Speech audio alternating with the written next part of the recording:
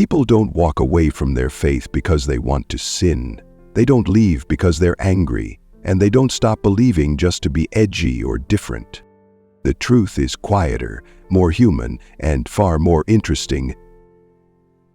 People leave faith behind for many reasons. Sometimes it's the slow buildup of unanswered questions. Sometimes it's one event that breaks the illusion all at once.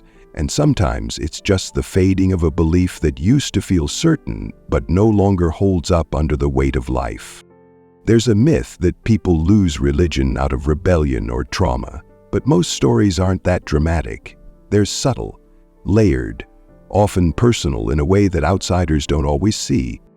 A person might be sitting in a place of worship, listening to a sermon, and a sentence just doesn't land right. A detail in a story contradicts something they learned elsewhere. A moral claim feels out of sync with their conscience, and from that moment, a seed of doubt is planted. That seed might stay buried for years, but it starts to grow, especially when someone feels safe enough to ask questions, to be honest, or to read beyond the borders of their tradition. And that's where things tend to shift. One of the most common reasons people leave their faith is what psychologists call cognitive dissonance, the mental stress of holding conflicting ideas. For someone religious, it might sound like this: I'm told this is absolute truth, but it doesn't match what I see in the world. Or, this teaching says it's loving, but it feels controlling or even cruel. At first, many people try to resolve that tension by bending reality to fit the faith. They might rationalize, reinterpret, or compartmentalize. But over time, for some, those mental gymnastics become too exhausting to sustain. And here's the thing: it's not just about logic. It's about emotional honesty. People aren't machines evaluating equations. They're humans living in complex, contradictory worlds, and when religion tries to flatten that experience into a set of rigid answers, some start to notice the cracks. Some leave because the worldview just doesn't make sense anymore. Maybe they're told that all humans are inherently sinful, but they see people doing good for no reward, without belief. Maybe they're told their faith group has the only truth, but they meet kind, intelligent people with entirely different beliefs, or none at all. Maybe they're taught to trust sacred texts, but those texts include rules or stories that feel deeply unjust. It's hard to unsee that once it registers. Others walk away because of how religion handles doubt. In some communities, doubt is framed as a weakness, a sign of spiritual failure. Questions are discouraged or punished. People who probe too far are labeled dangerous or rebellious. This doesn't just silence curiosity, it erodes trust. When questions aren't welcome, some start to wonder what's being protected and why. A few turn to the source texts themselves, hoping for clarity, and instead find contradictions. Stories told twice, with different details, prophecies that don't match history, morals that seem selective, justice that seems situational. And when they try to bring this up, they're told they're reading it wrong. That response can be the tipping point, because it tells them that faith isn't really about seeking truth, it's about preserving a narrative. Many describe the process like waking up from a dream they didn't know they were in. Not a nightmare, just a story that once felt real but starts to fade as you pay closer attention to the world around you. Some people leave because they see how religion operates in practice, not just in sermons, but in systems.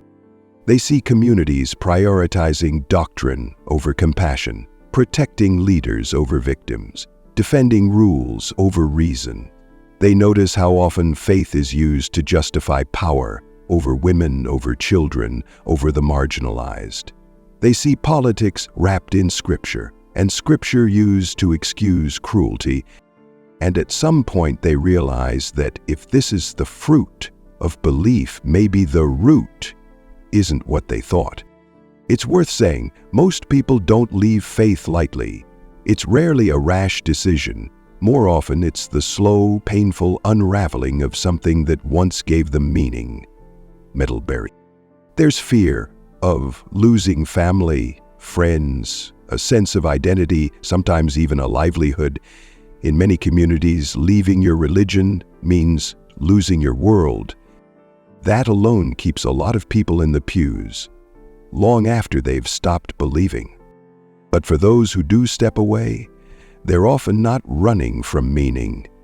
They're walking towards something more honest, more grounded, something that doesn't demand they ignore what they see, feel, or think. Sometimes it starts with a simple question. Why does an all-knowing God need worship? Why do different religions have such different gods? Why is faith, and only faith, seen as a virtue when applied to religious claims, but nowhere else? These aren't hostile questions, they're real ones, and when the answers don't add up, people start to wonder if the whole framework is flawed. It's like standing in a room you've lived in all your life and suddenly noticing that one wall doesn't line up. You measure it, you check again, and you realize it never did.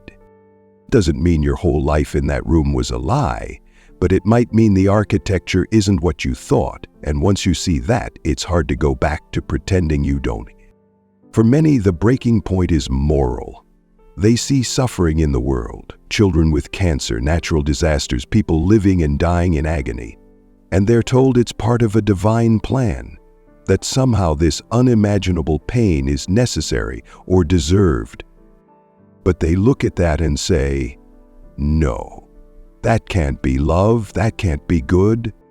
Not because they want to reject hope, but because they can't make peace with a system that normalizes cruelty in the name of the divine.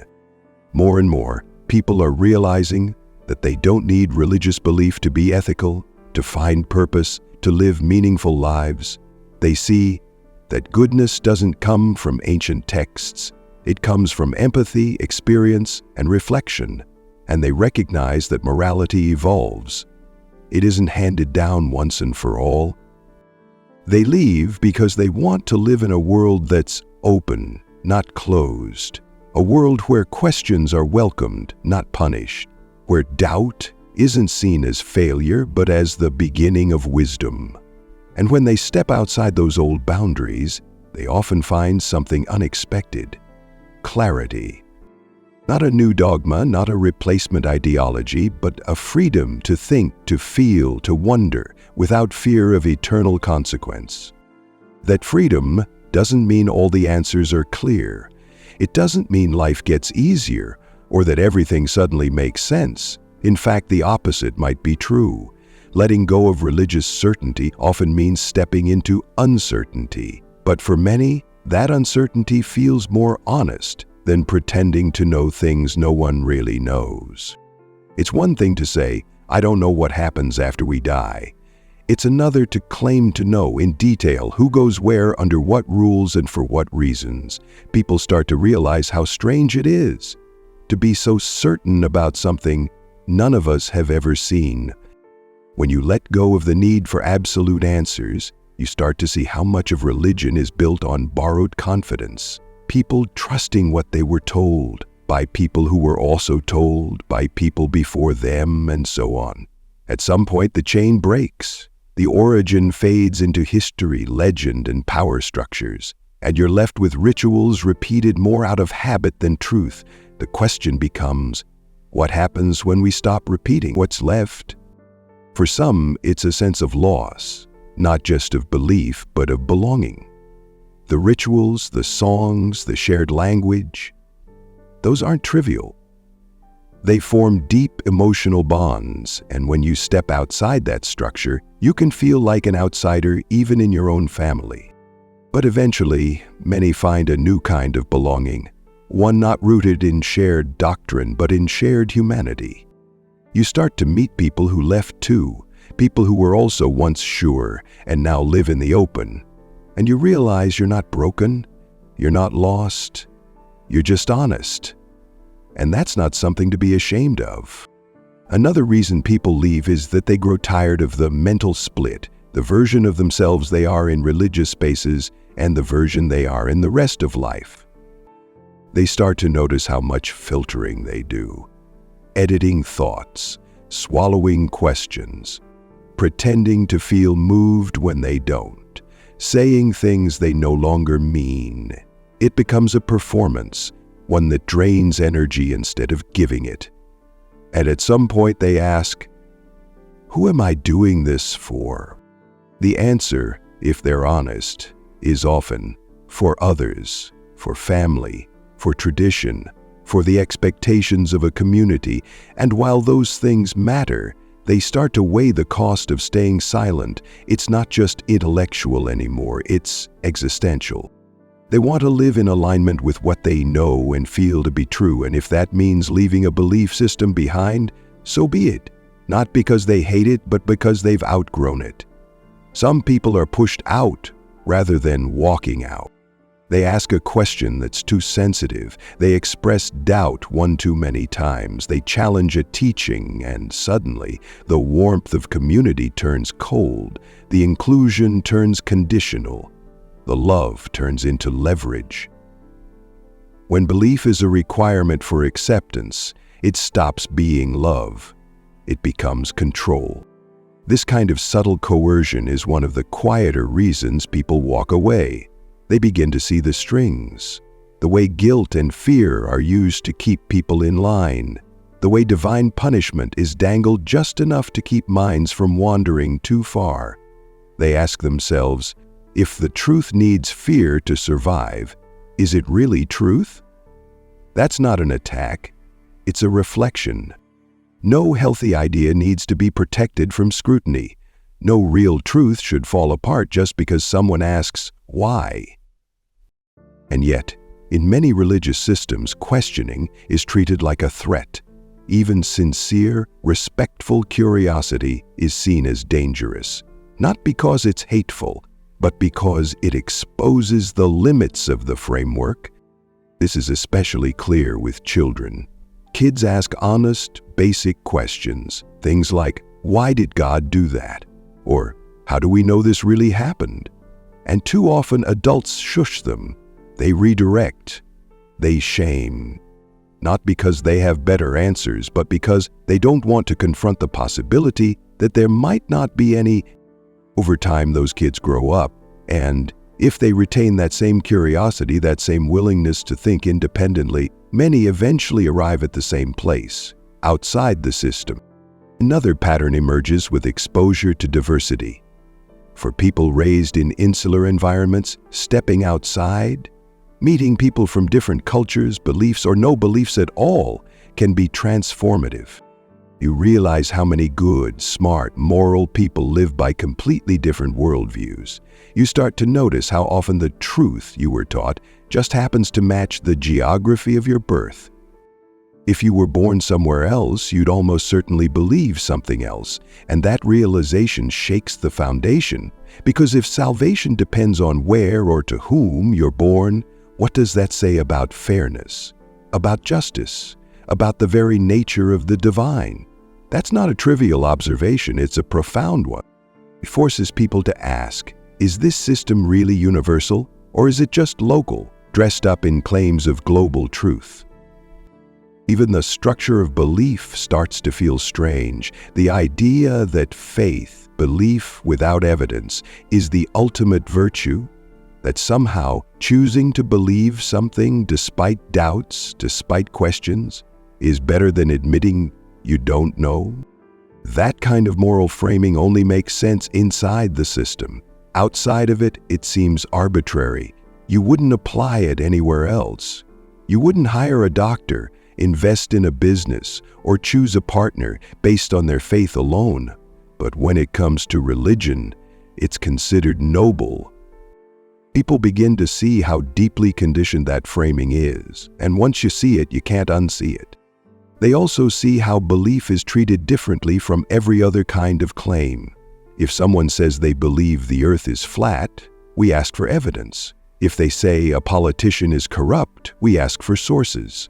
But if they say a divine being created the universe, watches over us, and cares what we eat, wear, and think, we're supposed to nod respectfully and move on.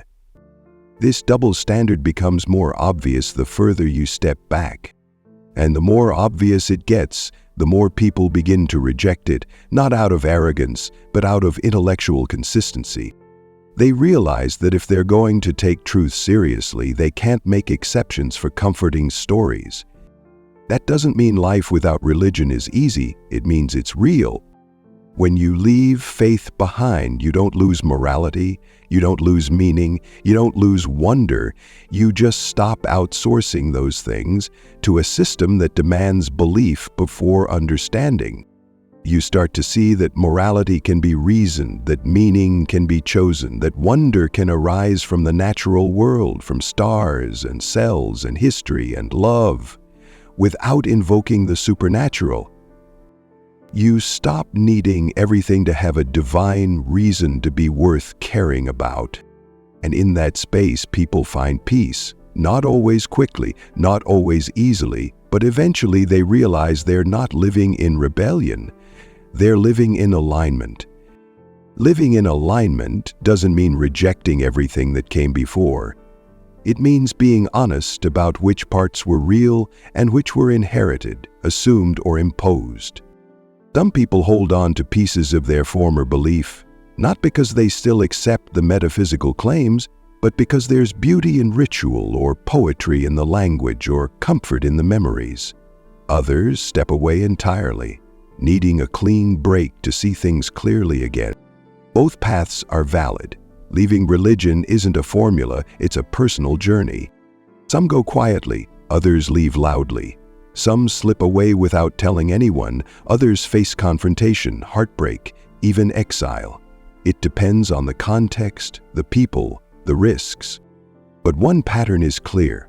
The moment someone realizes they're allowed to question, that they won't be struck down or condemned or abandoned, a new chapter begins.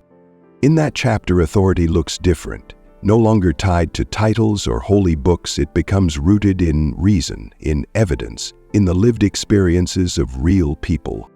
You start to trust your own mind, your own sense of right and wrong. You're no longer required to twist your conscience to match a creed. You can say without apology, "That doesn't seem just," or "I don't believe that." And you don't have to dress it up in religious language. You don't need a sacred text to validate your empathy. You don't need a prophet to authorize your compassion. Those things come from being human. For many, the biggest shift after leaving religion isn't philosophical, it's psychological. The fear that was once constant, fear of hell, of punishment, of disappointing a silent deity, begins to fade. In its place, there's space, not always comfortable, but honest. You stop monitoring your thoughts like a security camera for sin. You stop narrating your pain as a test or your joy as a blessing. You just live, with all the messiness and uncertainty and beauty that comes with it. And you realize that morality doesn't need surveillance, that doing good isn't about pleasing a watcher. It's about caring for others because their well-being matters, not as a means to a reward, but as an end in itself. You also start to see how many of your values were never really religious to begin with. Kindness, fairness, curiosity, integrity. Those didn't come from faith. They were filtered through it, maybe, but they were already part of you. In fact, for many, leaving religion allows those values to grow, no longer confined by outdated rules or selective readings. You can affirm the dignity of all people, regardless of gender, sexuality, belief, or background, without exception, without caveat. That can feel like taking your ethics back into your own hands, not to twist them for convenience, but to refine them through reason, empathy, and dialogue. Some say that without religion, life has no meaning, but people who leave don't feel that way. They say the opposite, that life becomes more precious because it's finite, more meaningful because it's ours to shape. When you're not living for the next world, this one matters more. Moments become sacred not because they're ordained, but because they're real. A sunrise, a conversation, a quiet hour with someone you love. No ritual required, no doctrine attached. That shift from imposed meaning to chosen meaning is powerful. It turns people from followers into authors, from passengers into participants. And still, some people stay in religion, not because they believe, but because they're afraid of what comes after letting go. They worry they'll feel lost, empty, ungrounded. But what former believers often report is the opposite. That the loss is real, yes, but so is the gain. The clarity, the autonomy, the inner calm that comes from not pretending. That doesn't mean they stop asking big questions, quite the opposite. They ask more, and they accept that some might never be answered, but they'd rather live with honest uncertainty than comforting fiction. They realize that it's okay not to know, that admitting ignorance isn't a weakness, it's the beginning of learning. That's a major shift. In many religions, not knowing is feared. It's framed as a gap that must be filled, usually with doctrine. But outside that system, you can hold that gap open. You can say, I don't know why we're here, but I'm here. And that's enough to live with wonder. It's not about replacing religion with another belief system. It's about stepping outside the binary of belief and disbelief and choosing curiosity. And in that space, people start to explore ideas that were once off limits. They read philosophy that challenges them, science that excites them, history that reframes everything. They meet people who live by different values and learn from them, not to convert, but to grow. In that process, they often find themselves changing in ways they didn't expect. Less judgmental, more open, less dogmatic, more patient with complexity. They stop needing everything to fit neatly. They make peace with contradiction. They learn to sit with questions rather than forcing answers. And they become more attuned to the suffering of others, not because of a divine command, but because they've felt the weight of being misunderstood, isolated, or judged. That empathy becomes its own compass. They stop thinking in terms of saved or lost, chosen or damned. They stop ranking people by beliefs and start listening to their stories. And they see how often religion separates people who might otherwise connect. They notice how many conflicts, personal and political, are fueled by incompatible dogmas. And they start to wonder what would happen if more people stepped back and said, maybe we don't need metaphysical certainty to live well together. That doesn't mean everyone should leave their faith, but it does mean that those who do aren't broken. They're not missing something. They're just choosing a different path, one rooted not in answers handed down, but in questions asked freely. People often assume that leaving religion means losing hope, but for many, the opposite is true. Hope doesn't disappear. It changes shape. It's no longer tied to promises of another world, but grounded in this one, in people, in progress, in the possibility that we can together build something better.